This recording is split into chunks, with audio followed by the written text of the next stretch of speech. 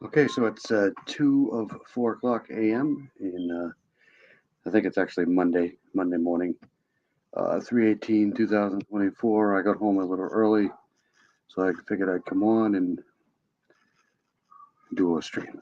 So I'll be right back um, after my intro.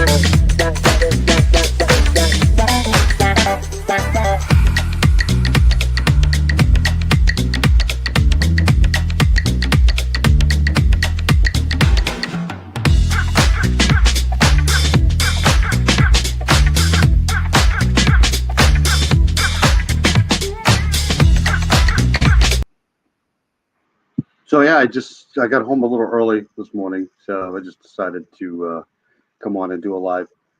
Hi Mel, Melissa, hi Miranda Lee, and hi Charlotte. I hope everybody's doing well. Uh, who knew? All right, so a couple of things. Thank you everybody for coming in, and then we're going to go over some of this new information about Riley Strain. Of course, you guys have already probably heard about this, but they found apparently they found a credit card. So let's give me a second. I'll share this. So let's stream this. Couldn't sleep, Miranda? Let me share this. Hold on a second. All right, there we go. So I'm just hearing about this too. I mean, this came out yesterday, but this is the first I'm seeing this. So Riley Strain's credit card was found. They spelled that wrong. Found near an embankment. Oops. Hold on a second. Right here. Today, a major find in the case of missing University of Missouri senior Riley Strain. Welcome to News 2 at 10. I'm Kenley Hargett. Volunteers discovered his debit card as they were helping search along the Cumberland River. News 2's Nikki McGee shares this discovery 9 days after Riley was last seen.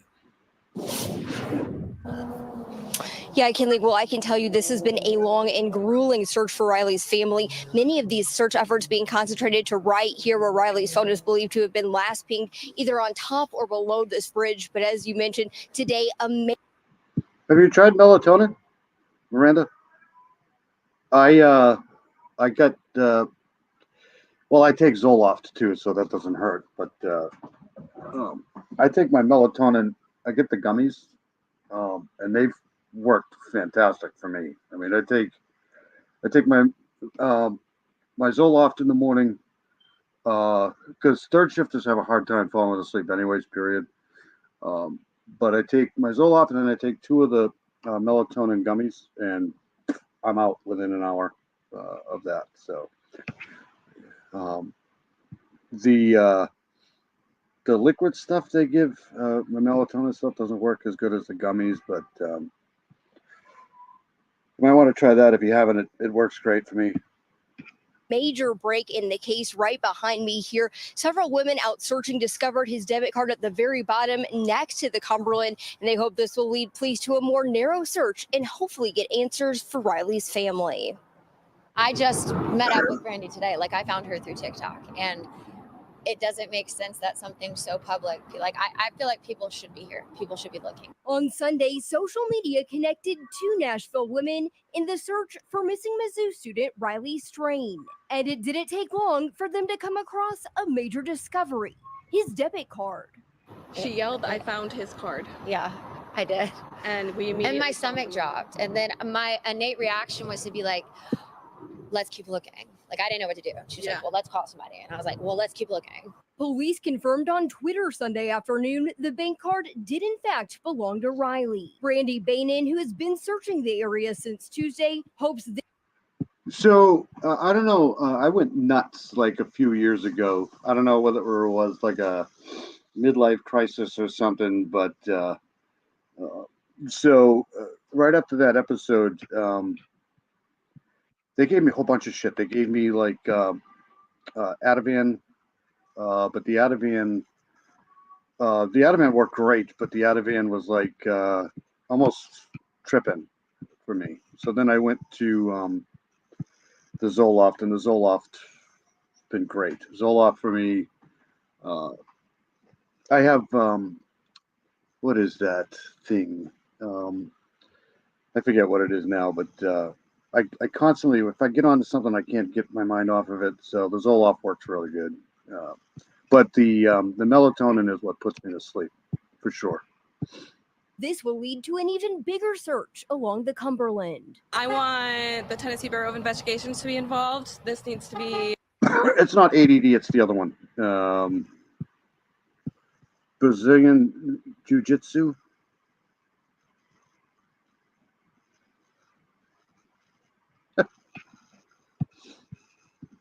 Involved as a criminal case right now, not just a missing person, in my opinion, just to make sure we are crossing off everything that we need to cross off. So I heard they found a homeless person walking around with his shirt. I don't know if that's true or not. Both of these searchers encourage others to do what they can to assist in the search for Riley. The fact that I could come out here in one day and myself find the card. And look for a blue wallet, look for brown boots that are flat-toed, a size 15. Those are big boots. That's going to be hard to miss, you guys. Above all, they don't want to see the case go cold. Yeah, I'm a little bit too old for that other thing. So, yeah, no. No, Zoloft works great for me. It just sucks when you don't have it. Like a couple months ago, I had to get my prescription refilled, and the doctor didn't want to do it, and I had a bunch of shit with that. So I went out without it for like, I don't know, 2 or 3 days. But, you know, when you go without stuff like that for a few days, you just get the, the side effects a little bit worse. But I love Zoloft. Bainan wanting to share this message with Riley's family. Their faces and Riley's face, I'm seeing every time I close my eyes. I haven't been able to sleep the last few days because I know his mom is not sleeping. And I just need them to know that there is people who do care as much as they do. And even Charlotte's awesome. Charlotte's everywhere. I see her on True Crime Web. I've seen her on what's the Mob Crew. Ellie Wilkes too, and the Think Tank. Yep. About Riley and about them themselves, and that we really, really hope they are able to take care of themselves through whatever this outcome comes to. Now, this evening, I did speak with Riley's parents here on scene. They were on their way to go talk to police, and that was a meeting they originally had set up for tomorrow morning. In the meantime, if you have any information in this case, of course, you're asked to give them a call right away. Reporting live in downtown Nashville, Nikki McGee, News 2. Thank you so much, Nikki. News 2 will have continuing coverage as officials work to locate Riley Strain. For a full timeline of search efforts, you can visit our website at WKRN.com.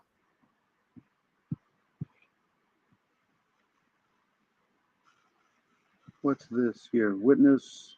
This morning, new clues in the mysterious death of a woman found on a Milwaukee freeway ramp. The medical examiner identified 32-year-old Jennifer DiMatteo as the woman found on the I-43 Lapham. When did this happen? 4 days ago. Okay, well, we'll watch this till I find something else. Off-ramp in February. 12 News reporter Erica Finke talked with the two men who found her and has this update in the investigation. Okay, I promise nobody will ever tell him that.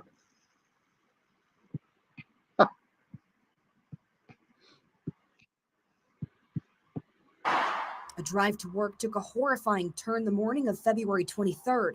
Kevin Siskoy and Ty Peters stopped their vehicle on the I-43 southbound Lapham off-ramp to call 911. I look out by the side of the window and I go, Kevin, I think I see a dead body laying on the side of the road. And first, Kevin didn't believe me. The men noticed vehicle debris and started recording the scene, reporting it as a hit and run. We knew something was seriously wrong because, like, we walked around her and we seen and we tried screaming at her a couple times and she didn't even, no response at all. That woman identified as 32-year-old Jennifer DiMatteo. A search warrant obtained by 12 News shedding new light on her mysterious death. Investigators found blue, black, and silver vehicle debris and a passenger side view mirror, noting, quote, on the broken pieces that were located, there was a Volkswagen stamp as well as serial numbers on stickers. The medical examiner noting blue plastic and metal found on DiMatteo's sweatshirt.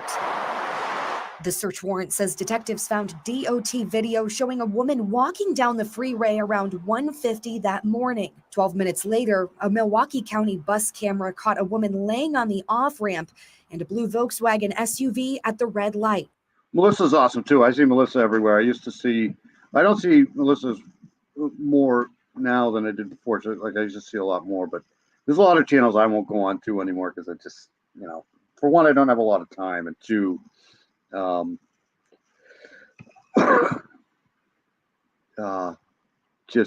drama.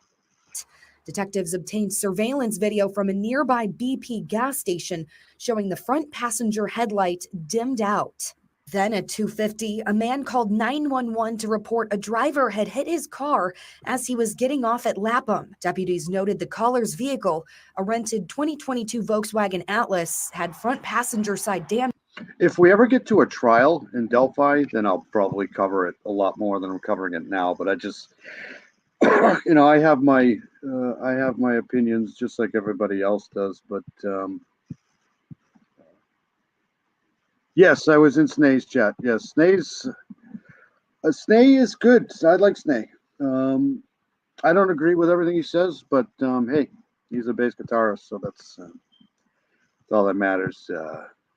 But the drama, I personally think Richard Allen's guilty, but what the hell do I know? Damage and a missing mirror. They also, quote, observed gray cloth material stuck to the front bumper on the passenger side, similar to the pants that were on DiMatteo. I hope they catch the person who did this to her. It's horrible. We as a people need to start looking out for each other more than this. That was Erica Finke reporting. This morning, there are no official charges in this case yet, but according to the search warrant, detectives are seeking charges of hit and run causing death. Oh, that sucks. All right, so let's see here. I wanted to get going on this case too. This is the Beloved Butcher murder trial, and this was the preliminary hearing. I think this was done yesterday. So hold on a second here. Plus, there's just so many cases going on right now. I've been watching Snay forever. I used to watch a guy by the name of Bad Habits Kingdom too for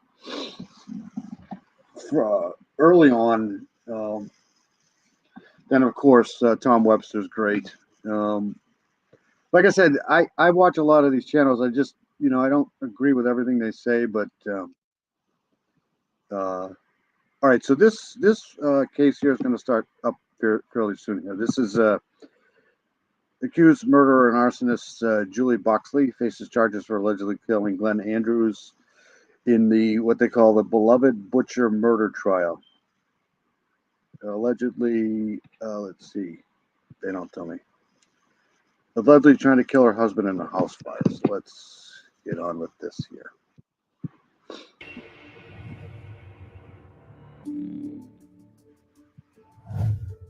I'm going to play People's Spy for you, Sarah, if you can take a look at this. And was this video from about 3:19 a.m. on March 5th? Yes. And what can you see in this video? So at this time, the house is on fire. Tom Webster's a superstar now. I remember watching his when he first did his initial Delphi thing, and he also covered Missy Beavers for a long time too. I'm going to try to start getting into that case too. Missy Beavers is another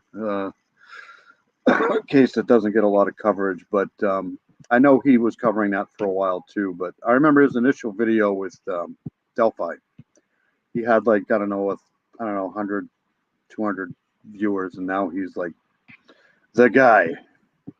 But we can really just kind of see a glow coming from the side. Is that accurate? Did you yourself? That Missy Beavers case, that's one of those cases they'll probably never, ever solve. They're going to need a really big break to solve that case. But you never know. I just find that case to be a little fascinating, too. It's just really bizarre. Watch any of this with your eyes separate from the ring check. Fire? Yes. Yes. What did you see? Fire, exploding things, windows, screaming.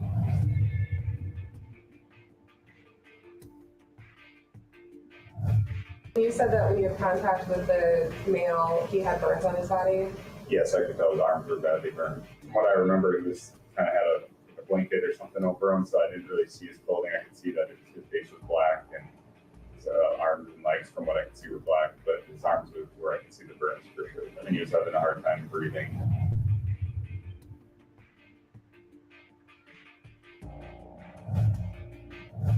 She told you that Mr. Andrews woke her up to the smell of smoke, and then what did she I tell you, man, some people are just absolutely crazy. tell you about what happened after that initial statement? She described that she immediately opened the curtains and opened the upstairs window and jumped onto the porch roof. And first she told me she jumped into the yard. Did she tell you about how Mr. Andrews got out of the residence? She said he went barreling out the back door. Did she tell you that Glenn was on the deck? When she told me that she went onto the roof and then onto the deck, she mentioned that he was already on the deck. At first, she did not mention that. He was laying on the deck, right? She just said that he was on the deck already. And she left him on the deck to go get help, right? She didn't tell me that, but. Is that your belief? Yeah.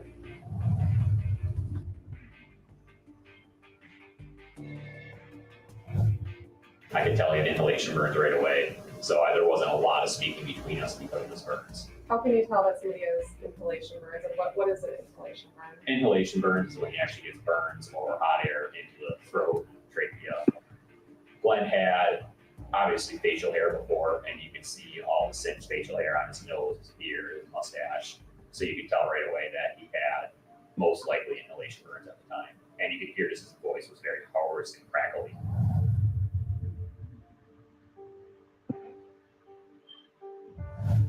Ms. Foxley had started out as like a home health care aide for your mother? Yes. Okay. And at that time that she was a home health care aide, was she living in the residence? No. Okay. At some point, did she begin to live in the residence? Yes. Okay. And how did that come about? My understanding was that she was getting a divorce and didn't have a place to live. Were you aware of any type of, I guess, what the nature of Ms. Foxley's relationship with your dad was after your mother moved into the nursing home? It wasn't stated to me exactly, but you had ideas, yeah. You think the attacker was a woman too, Charlotte? I've gone back and forth on that, on the Missy Beavers thing.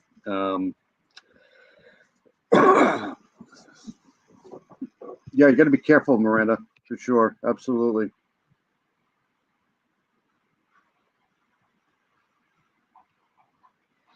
Yeah, I don't know. I've watched that person walking in that video so many times. I've gone back and forth so many times.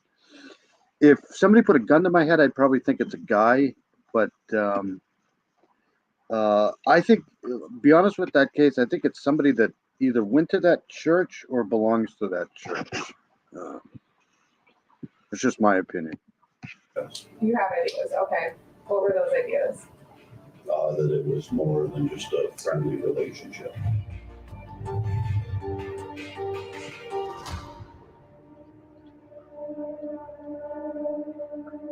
So that's that. That'll be coming up fairly shortly here. Who knows though? Some of these times, some of these cases drag on forever. Look at Delphi. All right, let's. I'm gonna try this one here. Apparently, they had a. Let's see. This ties into that first one that we were watching. This is. Whoops. Let me share this.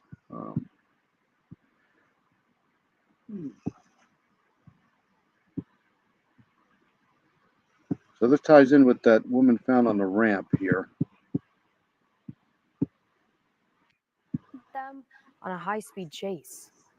The morning of February 23rd, deputies found 32-year-old Jennifer DiMatteo lying dead on I-43. Investigators say her body was surrounded by debris from a blue Volkswagen. It was determined DiMatteo was hit by a car and killed. Just hours before the discovery, investigators say deputies got a call from 23-year-old Forrest Mays. Mays told them he was hit by a car while driving near 5th and Lapham, and the crash left behind debris. That call would eventually be detailed on a criminal complaint, charging Mays in connection to the hit and run. According to the complaint, deputies were able to track down the Volkswagen that hit DiMatteo and connect it to Mays. The complaint says it was a rental car. Fast forward to March 8th, deputies spotted Mays, who at this point was a suspect in the hit and run. Mays was leaving Timber Ridge Apartments in Oak Creek, and officers followed him with their lights on. Mays sped away. Request MPD police. We believe the suspect is going to be wanted for vehicular homicide. Investigators say Mays was running red lights and driving into oncoming traffic, where he eventually hit a car. After nearly 17 miles in speeds reaching 98 miles an hour, Open up Lane Avenue here. the chase came to an end. Deputies took Mays into custody, and he is now facing a total of 7 counts in both of these cases. And court records do show Mays is being held in the Milwaukee County Jail on cash bonds totaling to $100,000. Guys, Stephanie, thank you. All right, so that's the end of that. So they did catch that guy for doing that. So that's good news. I like this guy, so let's check this out. So everything we know about Riley Strain's disappearance. Let's try that. He's under duress and in a situation where he's not allowed to get in contact with someone, or he's unfortunately no longer with us. A college student missing after a night out in Nashville with his frat brothers. Now, newly released security camera video provides the latest clue in the disappearance of Riley Strain. I really do think that had they had a buddy with them, maybe this could have been stopped. This is 22-year-old Riley Strain. He's a senior at the University of Missouri, where he's studying business. He's set to graduate from Mizzou this spring. Ahead of that, Riley and some of his Delta Chi frat brothers headed to Nashville for an annual conference. Here's where things go wrong. It was about 9:30 p.m. on Friday, March 8th. Riley's friends reported to police he'd been kicked out of Luke's 32 Bridge Food and Drink. That's Luke Bryan's bar on Broadway in downtown Nashville. Bartenders later told investigators that Riley. That's interesting, Charlotte. That's so cool that you study that stuff.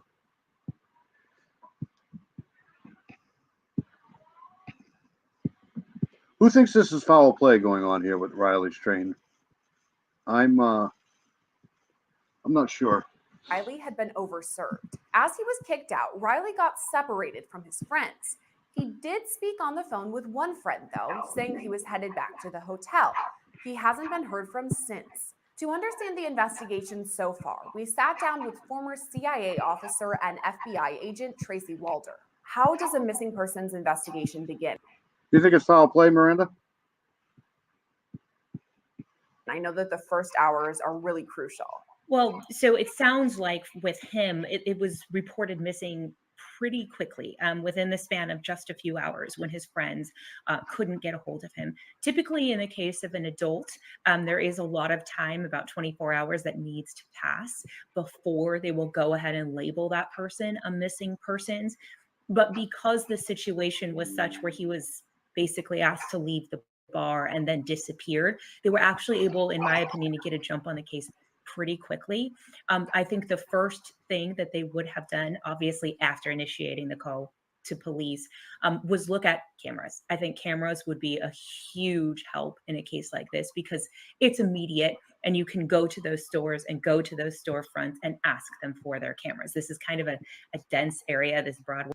Yeah, it's tough for me to think that anything else would have happened to him unless somebody tried to hoof him, take his shit. But the fact that they can't find him is weird. Area, and I am 100% sure that all of the stores have some kind of functional camera. So that would be the first place that I think they looked at. I also think too, it's going to take a while for them to get the actual meat of cell phone data, meaning, what was in text messages and those kinds of things. But they probably tried to locate his phone through some of the apps that he used, which would be something that they can do rather quickly. According to reports, Riley's friends tried to track his location via Snapchat, but were unable to find him. Investigators say Riley's phone pinged for the last time at about 10:15 p.m. on the opposite side of Nashville from his hotel. Where does the investigation go from here now that we can't track him on his phone? So I think the first thing that they're probably going to have to do, and it's my understanding too that they've started with helicopters as well. I could be wrong on that, but that's what I had read. And so I think that is one thing that they're going to do, try to cover a larger amount of area. In my opinion, it sounds to me like there's a 25-minute, gap from when he was asked to leave the bar to when sort of that last ping was on his cell phone. In my opinion, I don't think he got very far as a result of that. I think he probably got lost.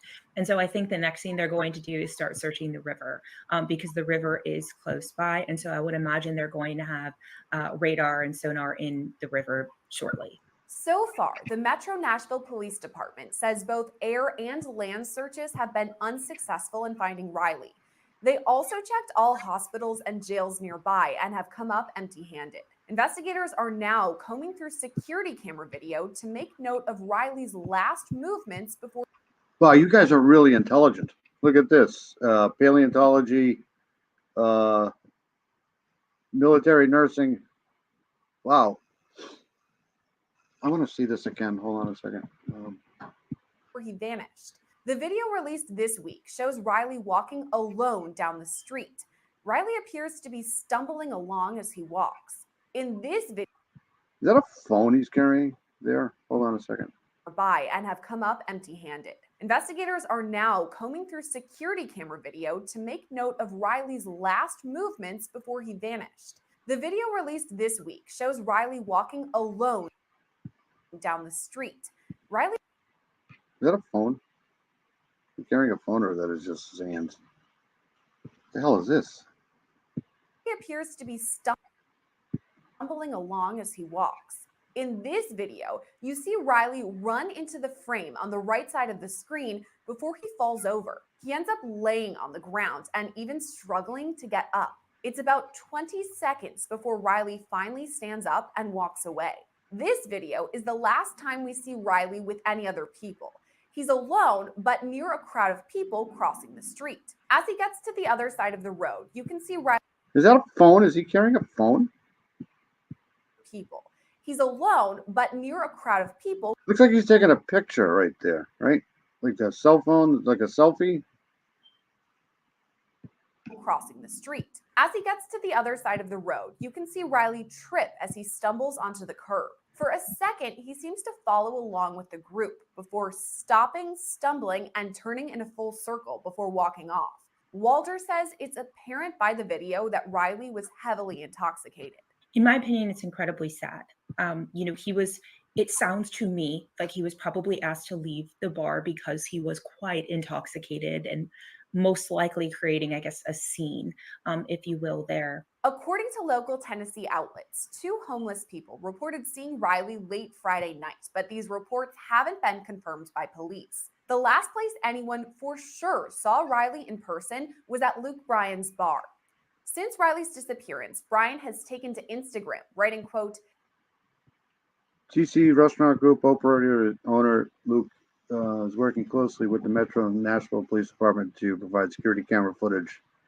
How much you want to bet all of that stuff is not working? TC Restaurant Group operator and owner of Luke's 32 Bridge is continuing to work closely with the Metro Nashville Police Department to provide security camera footage and any other potential helpful information to aid in the search for Riley Strain. Our thoughts are with his family and loved ones for his safety. It's getting better, though. A lot of people are going into this field, the anthropology field, now. It's getting a little bit better than it was, but I agree with you. It's not nearly where they should be getting paid. Yeah, he might have hit his head. But it just seems like he's got a phone in his hand there. Return. Walter says it's unclear whether foul play is involved or if Riley's. Like I said, this is very similar to Dylan Rounds. Dylan Rounds went to a bar and then he just went missing. Remember? Simply made a wrong turn and got lost. I'm obviously just hypothesizing at this point. I personally think because there is a body of water nearby and because this is a city that he's not necessarily from, he goes to Mizzou, right? This is a place they go once a year. It sounds like. Does anybody off here know the name of this river? Is that Cumberland? Is that the Cumberland River? Cumberland? Like for basically a fraternity formal or something like that. So it's a place he's not familiar with that well. And so I personally think that he got lost or passed out and suffered, death from alcohol intoxication. That's just my guess. But again, I'm completely. I mean, to me, it looks like he was roofied or something. It looks like somebody might have slipped something into something because that's. It looks like he's just a little bit more than alcohol there. Hypothesizing here. Because Riley and his friends came from Missouri, Walter says Nashville officials will work with Mizzou as part of the investigation. They're probably questioning all of his friends. I mean, they have to in a case like this because, as you mentioned before, they're trying to determine if this was foul play, an accident, something of that nature. So his friends will go back to college, but they will be questioned, obviously, with the help of counselors. It sounds like the university has issued a statement that they're being, incredibly cooperative. They want to find him too. So it's not that unusual. I was in a sorority in college. I mean, I have the timeline. I've gone over the timeline on streams. I don't know, 5,000-6,000 times probably with the Delphi case. So, there's only so much you can say. It's just really weird. We actually had formals out of state. It was just something we did, whether it's safe or not. Obviously, we can debate that, but this is just something it sounds like they did every year. This wasn't his first time going there. And so I would imagine they are working with the university, which in my opinion is a good thing in this case, because it isn't just, I guess, a kind of this unorganized trip. It's an organized trip. The fraternity is working with them and the university is working with them. And I actually think that's a good thing. As far as the investigation into finding where Riley is now, I know that the Metro Nashville Police Department is seemingly leading the investigation. They're the one In England, I'm pretty sure anthropology is a big thing, right? putting out videos, things like that. Is it possible that the FBI could get involved or any other organizations? They could. The Nashville PD is a very large, very capable police department, has a lot of resources at their disposal. So they will always lead the case. My guess is maybe they will bring in the FBI just because it's multi-jurisdictional, right? You have students who are in Missouri, and then you have students who are obviously perhaps still in Nashville. I don't know. Also, I think in terms of processing phone data, because there is an urgency, they want to try to find him alive. Maybe they will bring in the FBI to sort of expedite that, if you will. But other than that, I don't see the FBI taking point on this case, if that makes any sense. While there's still a chance that Riley is found safe, Walder says that possibility is slim. And now we're pushing almost a week since he was last seen. Is it possible that he's still alive and is safe somewhere? I always want to be delicate, to the families, because I don't know how I would feel, but it's been a week. This is a 22-year-old, obviously capable male who would find a way, in my opinion, to get in contact with his family or his friends. So I either think, one, he's under duress and in a situation where he's not allowed to get in contact with someone, or he's unfortunately no longer with us. According to Walder, things could have been handled differently after Riley got separated from his friends. I don't mean to blame his friends. And the reason I'm bringing this up is because I bet you his friends got interrogated like you wouldn't believe. I bet you they got really, really interrogated. I have a friend who, I had known since she was 5. And she was actually murdered. She was the victim of a serial killer when she was a freshman in college. And she was asked to leave a bar because she was too intoxicated. And her sorority sisters didn't accompany her home. And as a result, she was kidnapped and killed by a serial killer. And I think that you need to stay with a friend. A friend needs to go with you, especially when you are that intoxicated. And I'm not saying that he was murdered by someone else. He could have fallen into the river and drowned in the state that he was in. But that is a very dangerous. He's out. Like, I'm not laughing. That's sad, but he's freaking out right there. Right? He could have fallen into the river and drowned in the state that he was in. But that is a very dangerous state. And so I think it's highly problematic state that he was in. But that is a very dangerous state. And so with you, especially when you are that intoxicated. And I'm not saying that he was murdered by someone else. He could have fallen. That's awful. Like, that's a header, right? He has, I don't know if that's alcohol doing that. That sounds like, that looks like something else here, because he friend like needs he's to running go with first, you, especially when you are that right? It looks like he's running, and I'm not saying he that just goes right into. he was murdered by someone else. He could have fallen. Boom. I mean, he's out. Like a receiver going over the middle getting hit. I mean, he is just out like a light here. He just drops to the ground here. Into the river and drown in the state that he was in. But that is a very dangerous state. And so I think it's highly problematic that he was left to go on his own. It's a delicate situation. I don't want to blame his friends, but I guess that's my message for younger folks in these kinds of situations, to always have a buddy with you. And for others going out with friends, Walder says there are ways to stay safe. We talk about it a lot in regards to females, right? Like, guard your drink, never leave. Oh, that sucks.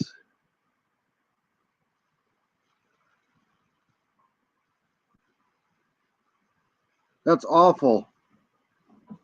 Oh, that's terrible, Melissa.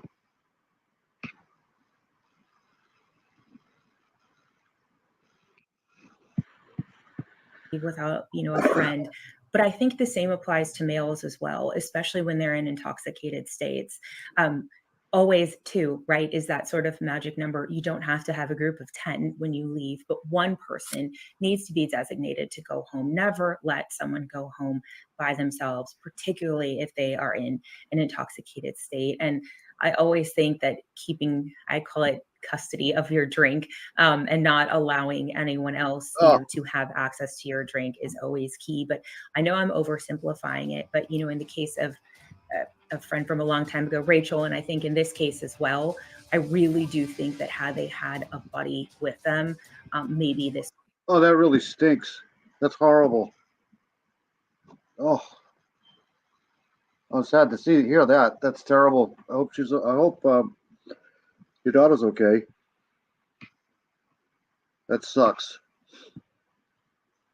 All right, so I'm going to switch over to this one here. I don't know what to think about that. It looks like to me he was drugged or something. Like somebody slipped him something in a drink or something from something. But if, like I said, if they don't find a body, they'll never get a toxicology report. That's for sure.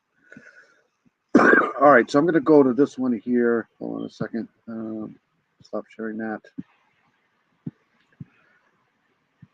Oh, that sucks. Oh,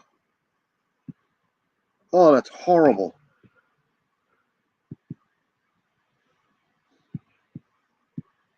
All right, so this is, I don't know if anybody's been following this. This is about the Daniel Howard case.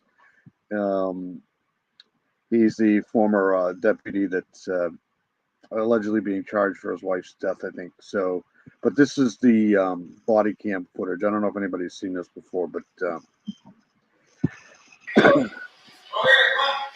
I initially talked to Mr. Howard outside the front door, and then I walked past him into the house.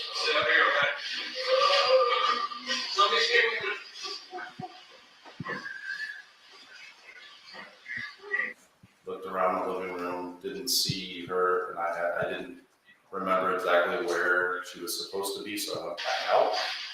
Sir, I agree. People are just absolutely sickos. Somebody mentioned the other night when I was on my live that nobody wanted to help that kid either. Like, you see all this guy is just literally knocked out on the street and nobody's,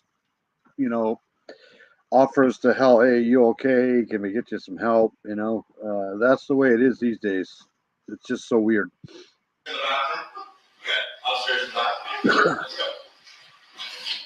And so then I went back upstairs and found her. And can you describe what you saw in the bathroom? I saw a woman naked in the bathtub with an apparent gunshot wound. There was blood around her coming out of her mouth. Anything else you could observe in the bathtub besides her? Yes, there was a gun laying to the right of her in the water, and there was the water was tinted red. Once her pulse was checked, no pulse was found by Deputy Nye. Called for medical, and then they came in and announced that she was deceased. And then we cleared the residents upstairs to make sure no one else was in the house. At some point, did you talk to Mr. Howard after you observed his wife dead upstairs in the bathtub? I did. Where did this take place?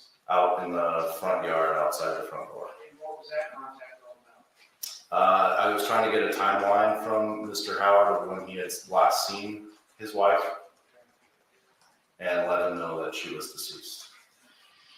Dan? Hey, Dan, I'm Deputy Wheeler. I'm sorry to inform you that your wife has passed, sir. No, God damn.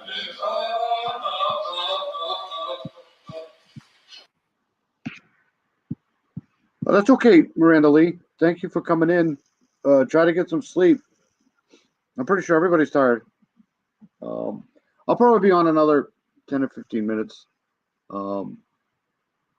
Thank you for coming in, Miranda.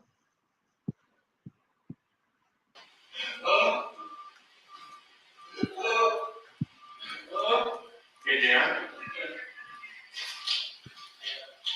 Hey, Dan. Is there anyone that we can call for you? Anyone that can just take my kids? Oh my God. Is there anyone we can call to give you some support or anything like that? Any family that My son. Your son?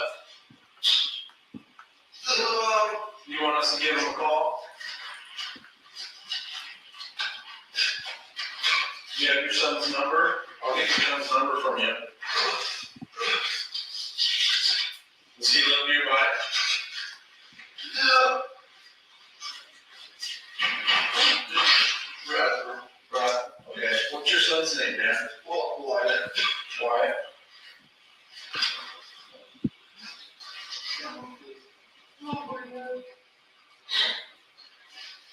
Do you know Wyatt's phone number off the top of your head? 683.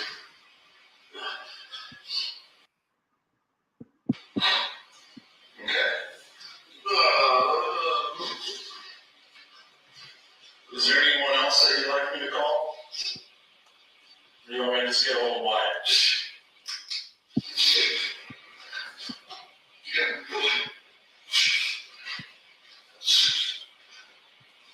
I'll give your son a call, okay? Is there anything else we can do for you, sir? We could tell him. Do you want me to tell him anything, or do you want me to just tell him to come down here to see you?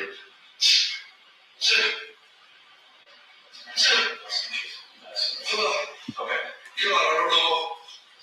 I don't want to kill himself in here. Okay. Dan, I know this is hard, but when is the last time that you saw your wife alive? I know this is tough. I mean, it's got to be hard to act this stuff out. You know, if some of these guys are actually really acting, you know, you got to really,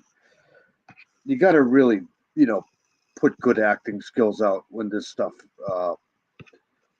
Sometimes you could just see right through the acting. It just. Whoop. How long ago? Can you recall?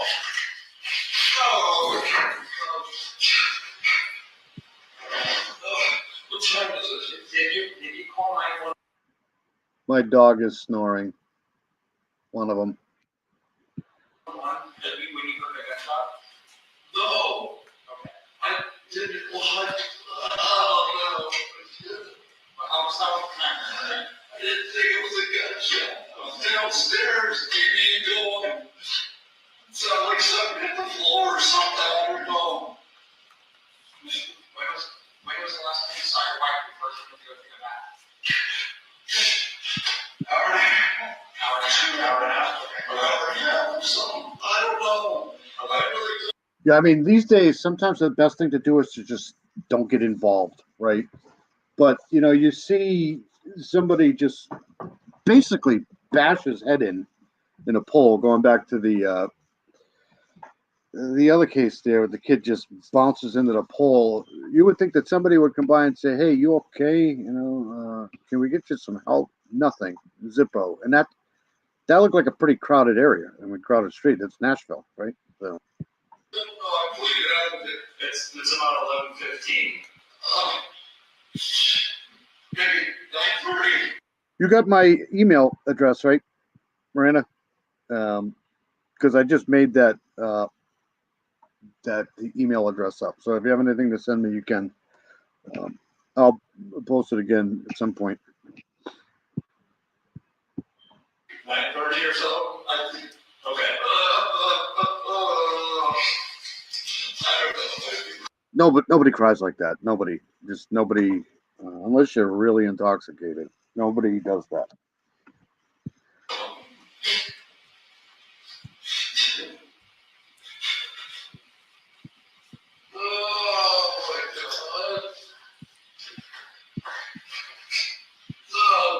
Do you want me to just tell Mike to come here and meet? Yeah, no problem. When you're ready, just send it to me. I'll look at it. Sure. You or I'm going to tell him. You want me to let you tell him or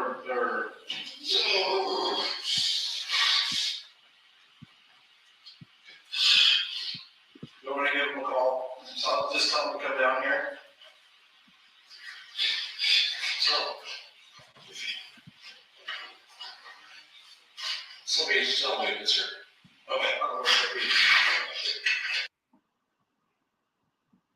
All right, let's do this here. Trooper Daniel Howard. Prosecutors claim he killed his wife and then tried to stage it to look like a suicide. Howard says he found his wife dead in the bathtub with a gunshot wound to the head. The defense began its case in chief yesterday. And this hour, we're watching testimony from two of their first three witnesses. Before we get to that, though, let's get you caught up on the case. For that, we turn to Court TV anchor Julie Grant.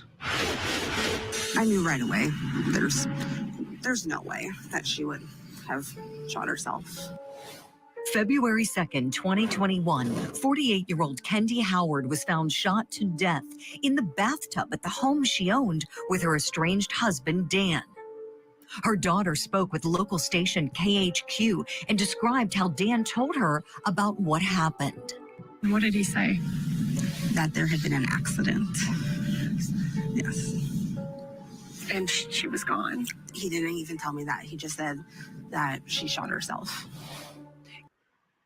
Dan and Kendi Howard were married for 25 plus years when she began an affair. So she began an affair and asked for a divorce. Kendi and Dan Howard had been married for more than 25 years, but were in the process of divorcing. Her death initially appeared to be a suicide, but prosecutors believe she was killed before she was shot. Evidence will show that Kendi died of asphyxiation.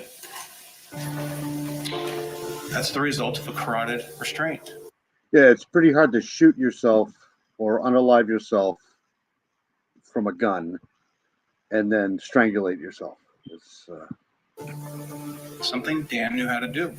Dan's defense team says that evidence at the scene shows she died from the gunshot wound.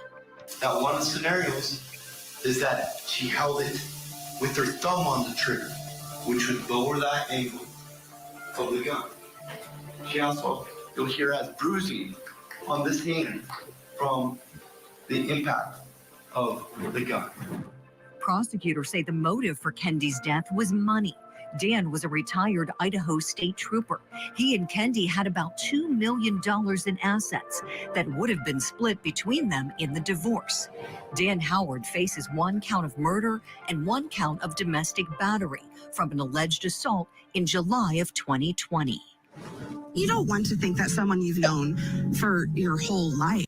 Good night, Miranda. Have a great week.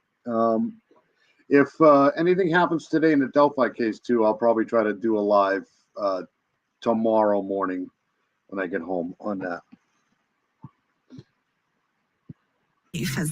Could actually do it. Have a great week, Miranda. You're always welcome in here. Miranda Lee's an awesome person. And I tried for about a week, just like, well, maybe this could have happened. Maybe this could have, like, and nothing would fit. Nothing fits into place to make it make sense. Ditto, Miranda. Ditto, for sure. I hope everything's all right. Anyway, expect the jury to be back in the courtroom about an hour from now out in Idaho. Meanwhile, we're catching everybody up on the defense case so far, and they are going all in. The jury heard testimony from Daniel Howard's neighbor yesterday. The defense focused in on an incident from 2020. Howard faces a murder charge for Kendi's death in February.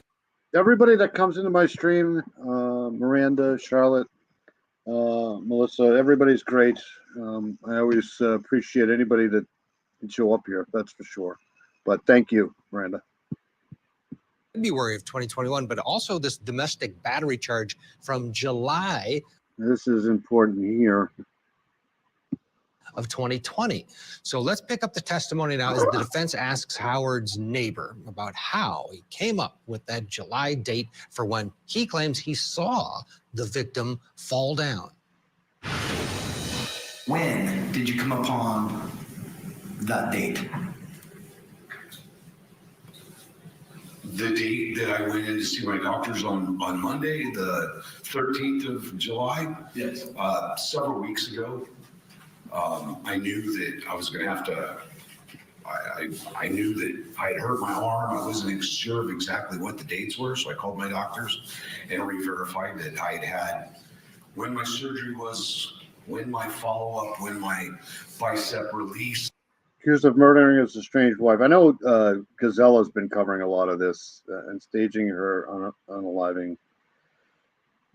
I mean, it just doesn't make any sense why somebody would do this in a bathtub. And then when they did the surgery to reattach my bicep.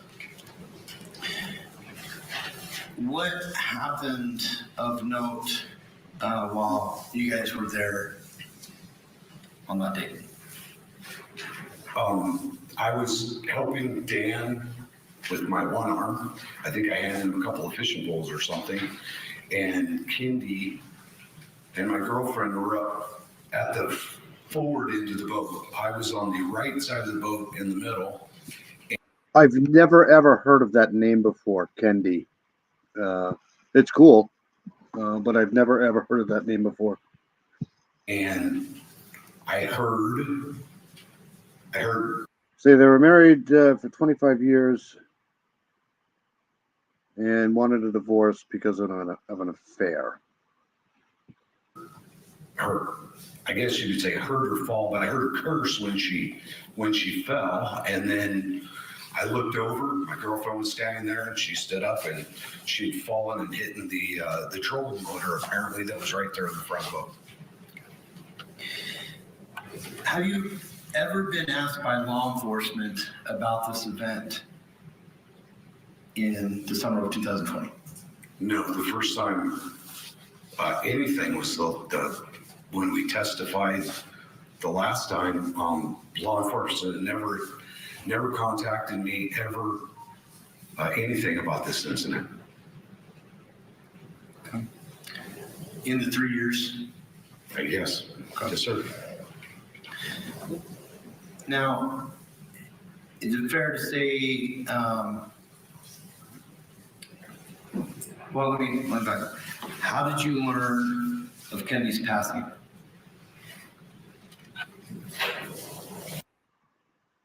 Kendi found in a tub with shot wound to her mouth.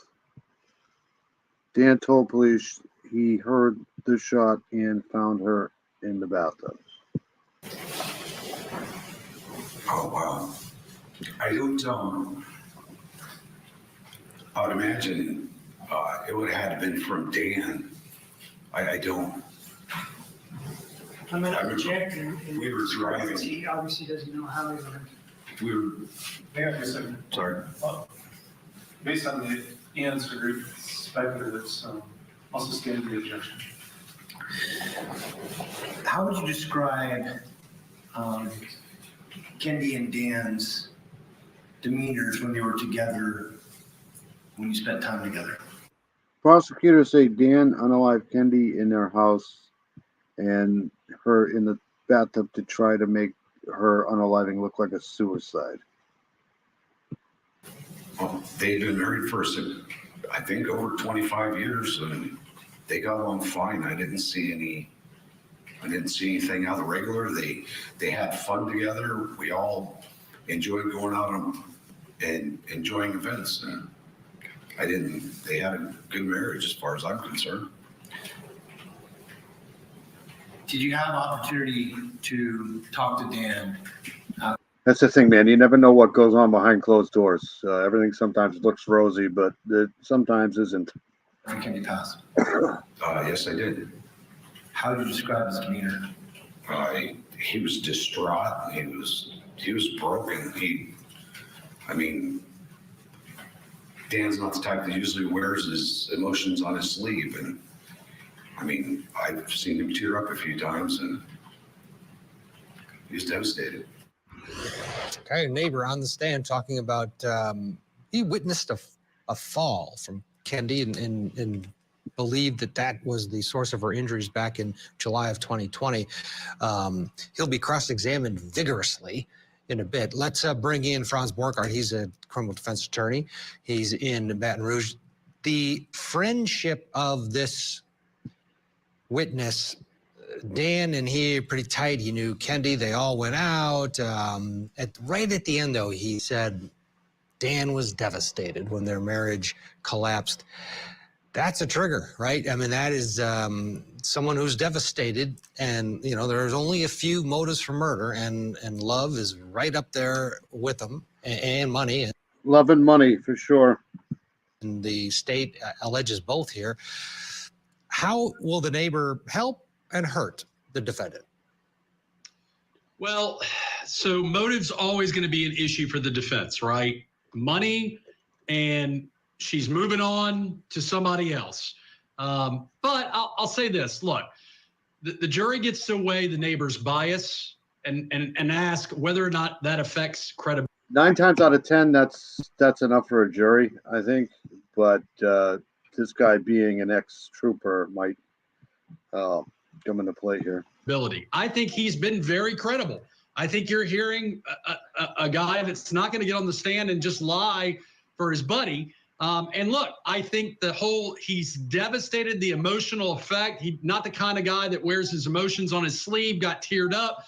I think if I'm a juror, I'm like, that sounds to me like the kind of guy that may not let this woman that he loves leave him for another man, especially if it's going to cost them a bunch of money. So that's how I'm leading, Ted. Now, it works the other way, too. He loves her so much that he would never hurt her. Could a juror say that? Well, possibly. Yeah, absolutely. And it is interesting. I think it's going to be a science question at the end of the day. How did she die? And you're going to have these competing experts. We're expecting the medical examiner to take the stand for the defense. It's odd. You know, the medical examiner in this case. Kendi Howard had reconnected with a high school boyfriend, was buying a new house to be near him. Really? She was buying a new house to be near him? Yeah, that'll set somebody off. It's determined that she died of this gunshot wound originally, and the state had their expert come in and refute that. But this might come down to that. We'll see. It's an interesting case for sure. Let's get a break here. When we come back, we'll have the cross-examination of the neighbor, Daniel Howard's neighbor. There he is. All right, well, I've been here for an hour. I want to appreciate everybody coming in. Melissa, Miranda, Charlotte, everybody that came in tonight, thank you early this morning. Charlotte, who else was in here? I just thought I'd do a live since I got home so early. I think that's it. I think but that's enough. I'm surprised there's this many people up this morning. So I was in here. Anybody else that I missed, I'm sorry. Like I said, if anything bizarre happens, Delphi, as bizarre as it is, I'll do another live tomorrow morning, right around probably the same time. So let me play my outro and I'll get the hell out of here. I want to thank everybody again for coming in. Everybody have a safe week. And we'll see you soon. Thank you, guys. And thanks to all the people who do the replay, too. I always forget to mention those people. So everybody have a great, great, great week. Today, court. Yes, that's what I mean. If anything, if people get arrested or whatever, I'll probably come on tomorrow morning anyways. So take care, everybody. Have a good day.